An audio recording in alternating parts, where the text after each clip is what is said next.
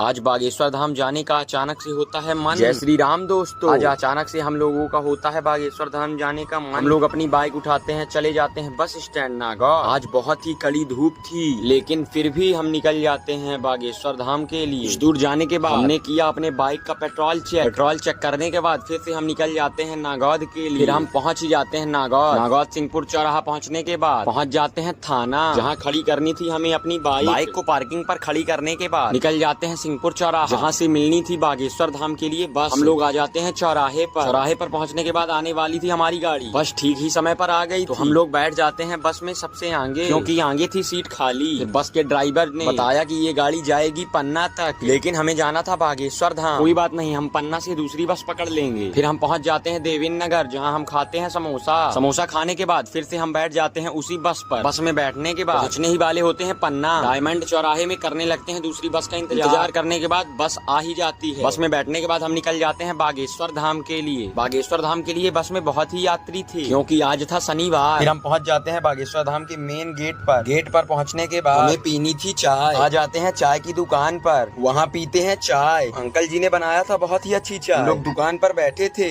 और बाहर कर रहे थे ऑटो वाले अंकल हमारा इंतजार। फिर हम ऑटो में बैठकर निकल जाते हैं मंदिर की ओर। फिर हम पहुँचने ही वाले होते हैं मंदिर। पहुँचने के बाद अंकल को देते हैं ऑटो का किराया, फिर निकल जाते हैं आगे की ओर। अब हमें लेना था चढ़ाने के लिए प्रसाद। आ जाते हैं भैया की प्रसाद वाली दुकान में पहुंचने के बाद लेते हैं प्रसाद। फिर हमने उतारा जूता चप्पल और निकल गए दर्शन के लिए, लेकिन हमें करनी थी पहले परिक्रमा। फिर हम आ जाते हैं परिक्रमा मार्ग में। यहाँ हुए हमें बहुत ही बड़े गजानन के दर्शन। इसके बाद हमने कर दी परिक्रमा चालू। फिर हम निकल जाते हैं परिक्रमा के लिए। परिक्रमा मार्ग में कुछ ज्यादा भीड़ नहीं थी, क्योंकि थी बहुत ही कड़ी धूप। फिर हम परिक्रमा करने के बाद निकल आते हैं रेलिंग के अंदर। यहाँ थी दर्शन के लिए बहुत ही ज्यादा भीड़। फिर हम आगे की ओर निकल जाते हैं दर्शन के लिए, जहाँ लगी थी बहुत ही लंबी लाइन। फिर भी हम लाइन में धीरे धीरे चलते चलते पहुँच जाते हैं दर्शन के लिए। हम लोग पहुँच जाते हैं मंदिर के बहुत ही नजदीक। मंदिर का निर्माण कार्य बहुत ही तेजी से चालू था। एक साइड हनुमान जी का झंडा अपना विशाल रूप दिखा रहा था, और वहीं दूसरी ओर लगी थी भूतों की टोली सर हिलाने। हमने लगाया जयकारे, जय जय श्री राम, जय जय श्री राम।